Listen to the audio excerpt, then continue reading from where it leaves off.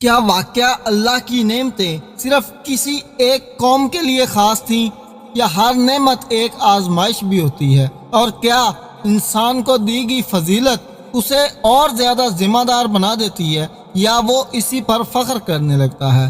آج سورۃ البقرہ کی اس عظیم آیت میں اللہ تعالیٰ بنی اسرائیل کو ایک ایسا احساس دلاتے ہیں جو ہر انسان کے لیے سبق ہے۔ قرآن کریم کی سورۃ البقرہ کی آیت نمبر 47 میں اللہ تعالیٰ فرماتے ہیں، اے بنی اسرائیل، میری اس نعمت کو یاد کرو جو میں نے تم پر کی، اور یہ کہ میں نے تمہیں تمام جہانوں پر فضیلت دی۔ سبحان اللہ!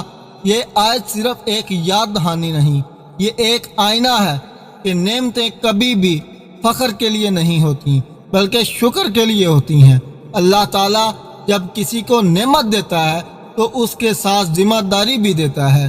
اگر نعمت پر شکر ہو تو وہ مزید بڑھتی ہے، اور اگر غرور آ جائے تو وہ نعمت چھن بھی سکتی ہے۔ میرے بھائی، میری بہن، یہ آیت ہمیں جھنجھوڑتی ہے کہ ہم بھی اللہ کی بے شمار نعمتوں میں سے ہیں، کبھی صحت، کبھی وقت، کبھی رزق، کبھی ایمان۔ لیکن سوال یہ ہے کہ ہم ان نعمتوں کا شکر ادا کر رہے ہیں یا ان پر فخر کر رہے ہیں؟ اصل کامیابی نعمت حاصل کرنا نہیں، اصل کامیابی نعمت کا صحیح استعمال ہے۔ یہ آیت ہمیں عاجزی سکھاتی ہے اور یاد دلاتی ہے کہ ہم سب اللہ کے محتاج ہیں، اور جو انسان عاجز ہو جاتا ہے اللہ اسے بلند کر دیتا ہے۔ اے اللہ، ہمیں اپنی نعمتوں کا شکر ادا کرنے والا بنا، ہمیں غرور سے بچا، اور ہمیں ہمیشہ عاجزی اور اطاعت کی زندگی عطا فرما۔ آمین یا رب العالمین۔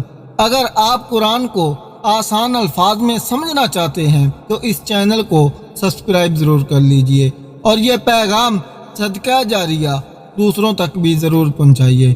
جزاک اللہ خیر۔ السلام علیکم ورحمۃ اللہ وبرکاتہ۔